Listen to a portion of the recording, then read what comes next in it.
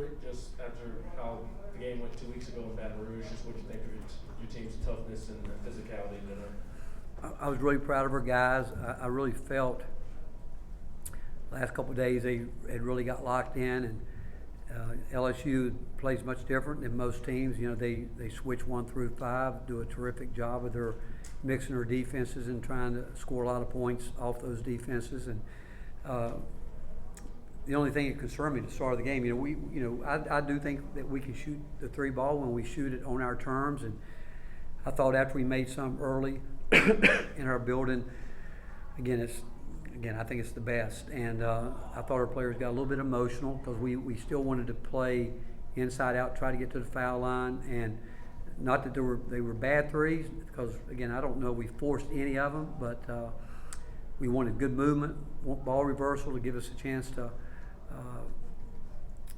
get the ball moving, trying to get some cracks, trying to get some slip screens and actions like that. But it was the mental approach to our guys coming in, and physically they knew they were going to be in a battle all night long, and a terrific defensive effort. Now there at the end we gave up 3 baskets as easy as that we've given up all year, and I can't explain it because we had been really locked in there. I thought we stayed locked in defensively, and even though I think we had a couple more fouls than them, we didn't put them on the free throw line and did a better job of taking care of the ball. They normally get 22, 24 points off turnovers. They didn't get that. But the second half, what we talked about more than anything was we needed more points in the paint touches, and we were able to get that. Mike Grant West. Rick, 2 things. You mentioned that changed mental approach. What went into changing that, and how did the guys do that? And secondly, was BJ available today? Everybody was available today. We watched the tape, and we just showed the things that we did well, the things that we didn't do well, and to be quite honest, some of the same point of emphasis were the exact ones we talked about in Baton Rouge, the exact same ones that we said we got to clean this up. And defensively, we were better today here than we were in Baton Rouge. I mean, we had way too many easy bailouts down there. We had 3 layups that we gave there at the end, 2 where kept the ball, went right through us, and then back cut. We had numerous of those there where we were just switching out of convenience. And even those 2 plays today, the same thing. We had way too many, but we were able to overcome it. And I thought rebounding today, we really went at it as hard as well against a team that really gets off the ground and the way they do, they're quick. They got that second, third quick jump, but we battled in there, and it was the kind of game we thought it was going to be. We knew it was going to be a hard-fought physical game, and it's what it was. But I think they're all going to be like that. I do. I think this league that's what it is. There's no easy outs any time, and you're going to have to fight every night if you want to win a basketball game. Rick, are you aware of what happened pregame, where some people had to be sent? Yeah. Happened also halftime? You know what? I don't know what happened. But before the game, I heard different things where if something happened with a manager throwing the ball into the stands, and one of our guys said stop doing that. I don't know the whole deal of it, and some people came together and whatever at halftime. 2 teams start doing that, they're going to do exactly what they did. Whether one team says something or not, they're going to call a double technical foul. That's how they're going to do it, and that's just it's going to happen that way. But I did not. I didn't see either one, to be quite honest with you, because I was talking to one of the other referees at halftime when we were going off the floor. It seems like a lot of games with LSU, not just against y'all, but against everybody, they're an emotional team. They play that way. As a coach, how do you find that right line between your guys combating that, but also keeping their heads cool? Well, that's it. There is a line that you got, but there's a line that you got to walk up to. I mean, you can't let them think they're going to win that part of the game every time. You can't. And I thought our guys, we talked about what we have to do, but we're going to do it the way we need to do it within the rules of the game, and we're going to play hard. We're going to play aggressive.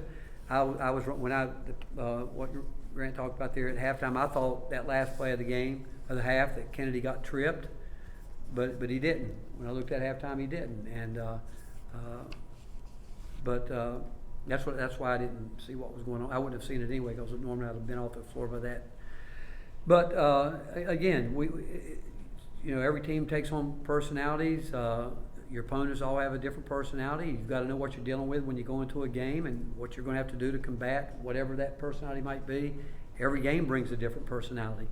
But I know they got a couple players hurt, and you could tell he was, and you got to give him credit. He tried to fight it. He did. He really did try to fight it. But I'm not going to take anything away from our guys, because from the get-go they were locked in defensively and doing the things that we needed them to do,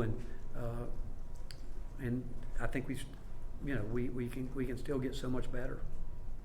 Rick, when you guys get off to a fast start like that, does that let the players play maybe a little bit more loose for the rest of the game? You keep that lead. Well, again, the players, I was proud of them. They were saying that, hey, let's not get too loose, because as quick as you get a lead, I mean, in this league, you start letting your emotion get the best of you and get happy, like with shooting threes or careless with the ball. 2 times in a row, but 12-point lead can go to a 6-point lead real quick, and so I think sometimes, I do think we're still a young team learning that. I thought Santi, as the game went on, again, as Kennedy and Z, they really are still learning what this thing. I thought Santi was the one that finally, and Josiah, started getting us organized. And I told him, if we will get organized and do what we talk about, we're going to be fine on the offensive end. It's when we get too emotional that the game, I don't know if we took a bad 3 tonight. I don't know if we really did, but they have to be on our terms based on our scouting report and our game plan, and we're going to get better with that. We really are, because it goes back to what you said early in the year. We felt like we had guys passing up shots, and then we said, hey, we got to shoot open shots. Then we've had a lot of open shots that we haven't made. We're not going to make all the open shots anyway, but still, we need to get to the free throw. I remember early in the year, one of you guys had asked me about why we're not getting fouled, because we weren't putting any pressure on the defense. But some of that had to do with our non-league opponents just packing it back in there so far that you were almost daring you to shoot it. So there's that fine line you're talking about where, you shoot it, and we don't want anybody to be tight with it. I just want to get a shot. That's what I told them. You go back and you picked out one stat as a coach. I'd say if we can get more shots than them most of the time, you're going to win a lot of basketball games. Mike, then Ben. Rick, you talked a lot about how locked in you felt like the team was, but the plan and preparation was similar to 2 weeks ago. So why was it different, and how do you bottle up this level of locked in and intensity moving forward? Mike, that's a great question. I wish you guys would ask all my players that, because we certainly as coaches talk about it.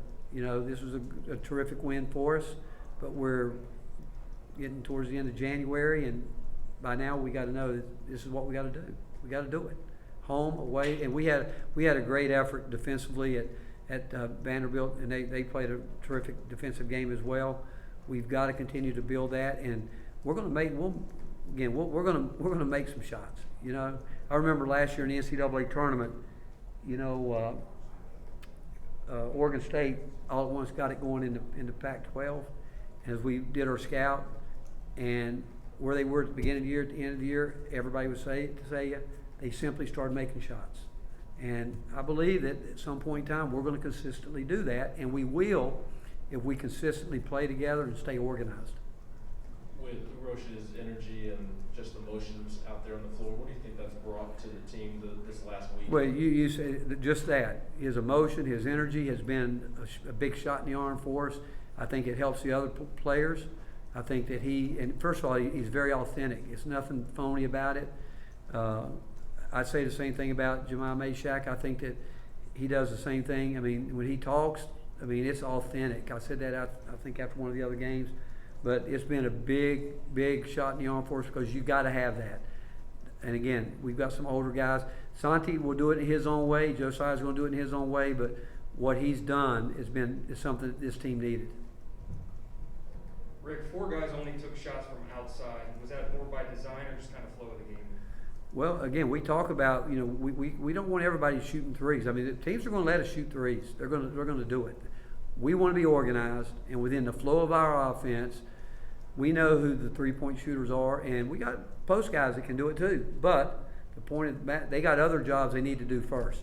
And we got to get, I'm really proud of Brandon tonight in his minutes out there. He came up with 6 big rebounds. Big one. He's going to get quicker and better around the rim, understanding that he's going to have to play quicker when he gets rebounds and gets a chance to score the ball.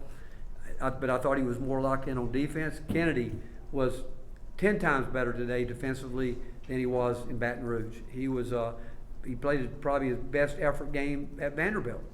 And if he'll continue to do that, now on offense, when he gets tired, he settles. And that's where we told him today, you got to get off the ball, let somebody else get it moving sometime. But again, and when we asked him to start driving the ball, creating some things, he did. And we need him to get that ball to the lane area, paint area, high percentage area, and spray it around. Last one, Tim. Coach, everybody sees Santi's scoring 16 points tonight, hit 5 threes, but there's something about him when he brings that toughness that he brought tonight, that he brought in that Vandy game. What does that mean to you guys? Well, to be honest with you, Santi's brought it every night. If you ask our guys and ask the question earlier, what do we got to do to bottle this? He's done it every night. If he's had 1 or 2 off nights, maybe, but his effort, his defense, he plays like he's 6'7", but he's highly competitive.